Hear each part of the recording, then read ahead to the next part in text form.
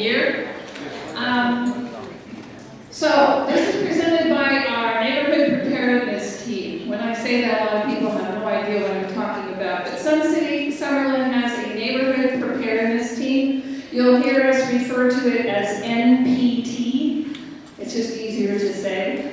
And so we do things involving crime, trying to keep residents aware of safety, their home.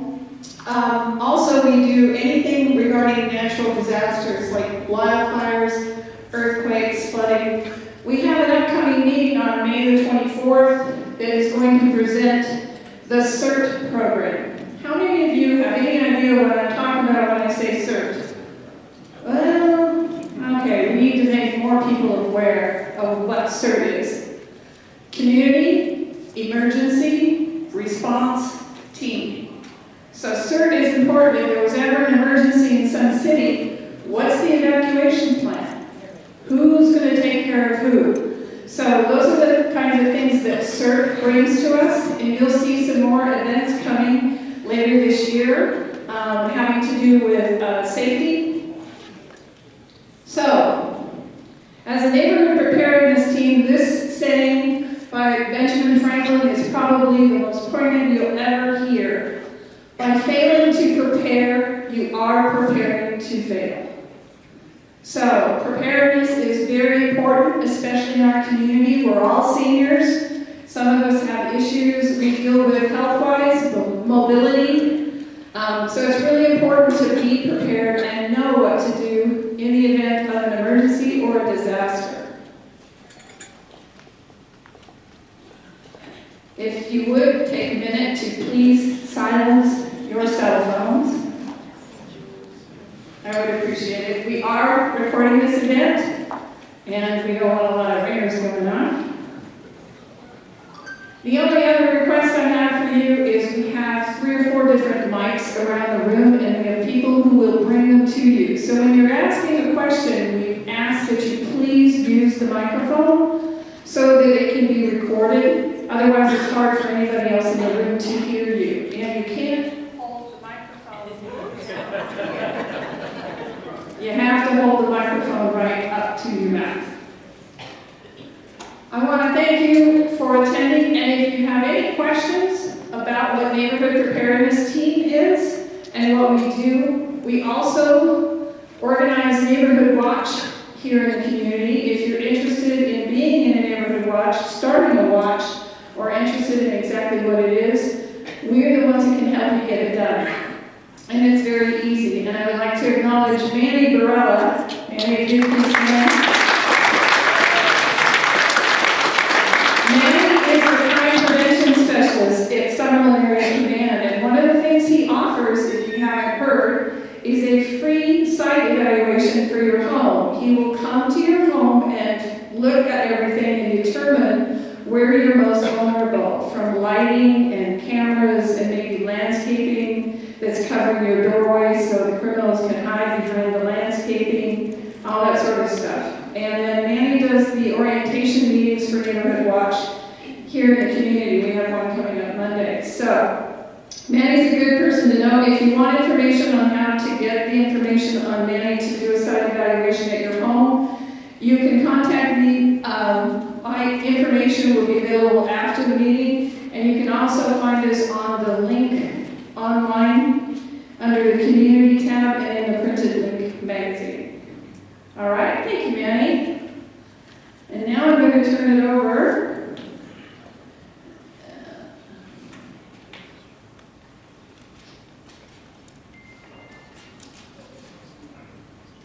You want me to go to the first slide?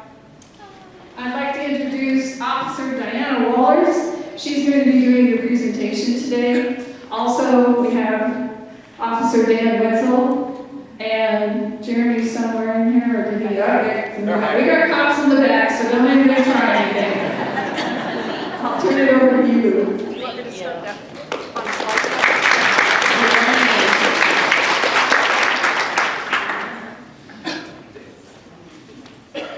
Good morning, everyone. I am Officer Diana Wohlers. This is my first day on the job today, so hopefully you did not hear me.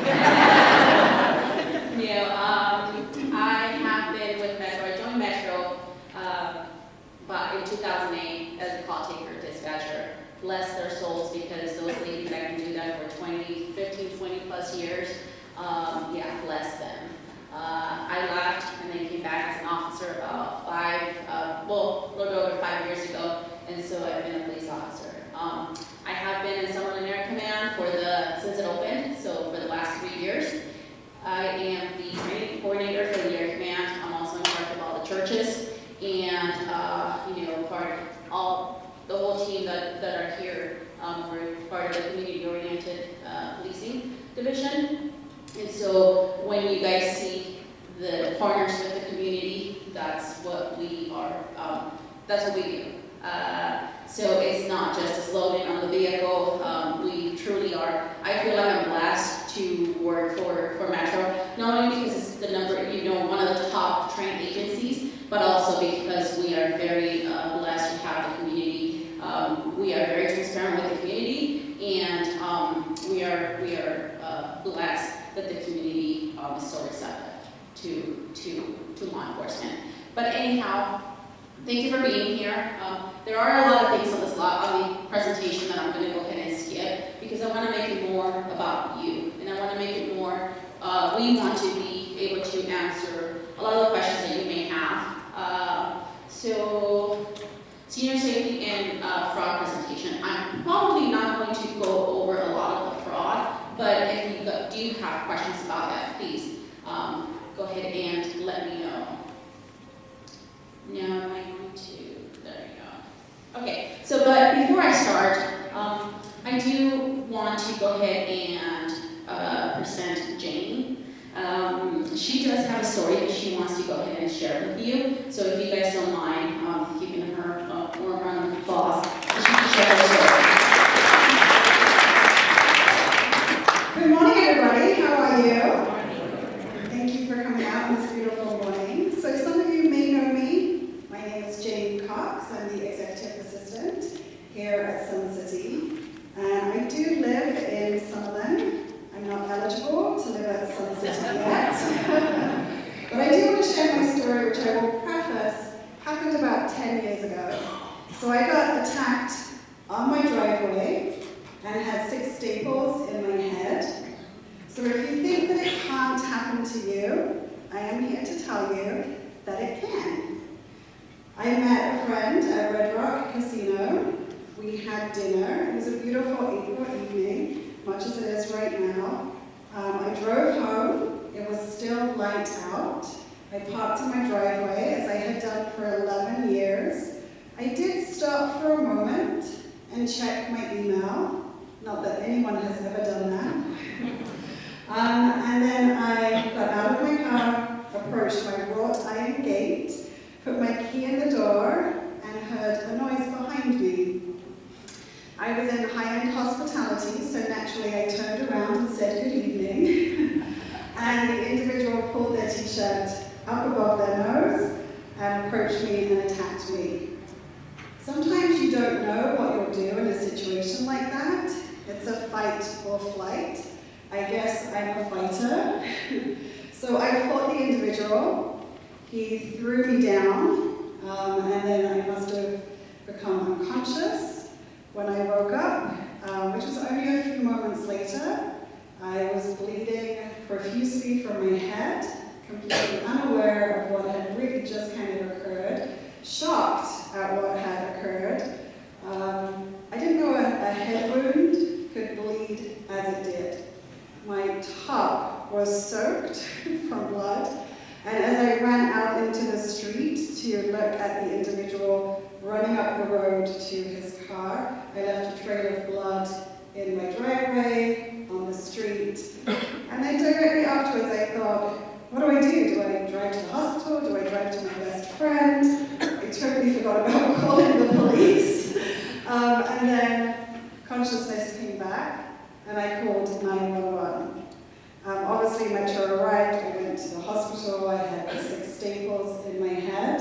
But it changes your life forever. And I knew in that moment that I would never live the same life again. So why am I sharing this story? Because if I can share this trauma and it can help one person, then it was worth it. So what did I do afterwards? And I've got my notes here so I don't forget anything.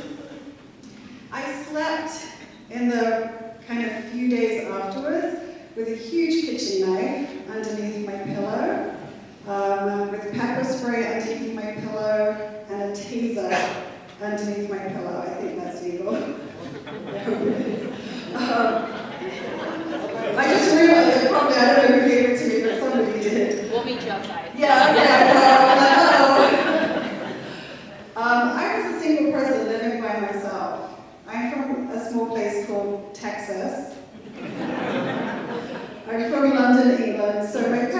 were literally a 10-hour flight away, and I was literally in this country all by myself.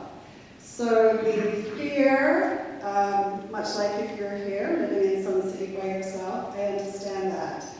I slept with the lights on. This happened to me on a Wednesday. By Sunday, I had cut down all of the foliage in my front yard because it was beautiful, lush foliage, which probably muffled my screams to my neighbors. So by Sunday, all of the foliage was down, so that way I could look up the street and down the street. I had cleared out my garage so I could drive into the garage and not have to worry about parking on the driveway. I called an electrician to have perimeter lighting all the way around the house. I placed dusk to dawn lights and sensor lights so that they would come on and off. I had light switches placed inside of the bedroom, so if I heard a noise outside and I was on a single story, I could just flip the light switch inside, which would illuminate the backyard. I did have an alarm.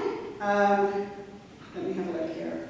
Oh, the other thing I did, I went and I got the wooden dowels, and I measured each window. So I went to Home Depot, I had them cut, and I just placed them in the window so that nobody could open the windows. That's just something that I did. I'm not sure if it's something that Metro would recommend. I already had wrought iron gates at the front of my house and at the back, so that had already been installed. I had an alarm, which I didn't always set. That changed. As soon as I was inside of my house, I set the alarm to stay, and then obviously when I left, I set it to go. From then on, I always, and still to this day, 10 years later, reverse into my garage. I reverse into my garage, I keep the car going, I keep it in drive until the garage door is all the way closed. And only then do I put it in park and turn the car off. Also, when I'm coming into the house, I lock the door from the garage into the house and never, ever, ever leave that unlocked. Still to this day, when I get into the car, get all my belongings in the garage. I turn the car on, I lock my doors, all the windows are up, I put the car in drive, and only then do I open the garage door, because that way I'm ready to either go or knock someone down if they're there, ready to attack me again.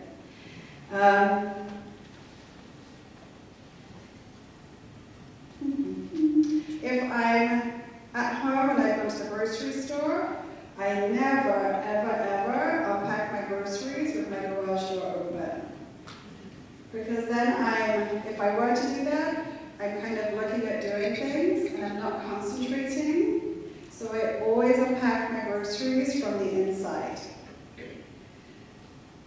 One thing I did immediately afterwards, and I still do this on occasion, I took a different way to work every single morning, and I drove a different way home every single evening. Because we weren't sure if I was followed from Red Rock, we needed to make sure that moving forward, the individual was not caught, and so we had to make sure that I was safe. Also make sure when you're driving, what are the lights behind you? What are the cars that are behind you? Is anybody following you? If you have any suspicion, people drive in. Drive to your local police station. Drive around before you go home. I've done that several times just to be sure that I am not being followed when I go home. The other thing that I don't ever do anymore, I don't look at my phone. Because who knows? Even though I had parked in my driveway for 11 years, who knows if I had not checked that work email or that social media post? Who knows if just immediately getting out of my car and into my house could have saved me a few moments. So I wait to check social media or work emails until I'm safely in my garage. The garage door is down, the garage door is locked into the house, my alarm is set, and then I'll check it. Little things like taking out your mail or going to pick up your mail, excuse me. I do that during the day, in the daylight hours. I do not do that anymore at dusk or at nighttime. The same thing with taking out the trash and the garbage. I do that during the day.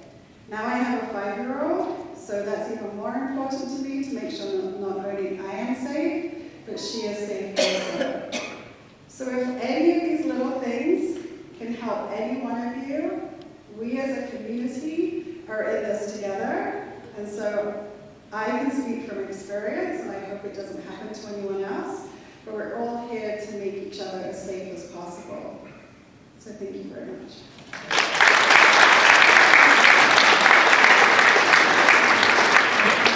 Well, that's it. That was the whole presentation, Jane. No, thank you. I'm so sorry that that happened to you, but thank you for sharing that with us. And she's correct. A lot of people, with everything that she said, some people might say, oh, she's paranoid. Well, I don't call it paranoid. I call it vigilant. She's very vigilant. And unfortunately, she had to go through something for her now to take all those precautions. But fortunately, she's here to tell us about it, right?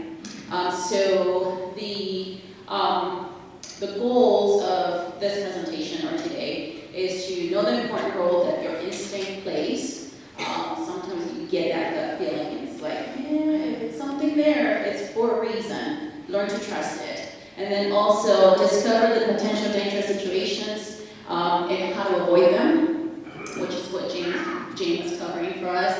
Learn to make a safety plan, just like us. How do we prepare? Same thing, the same way that you guys should prepare, the same way everyone should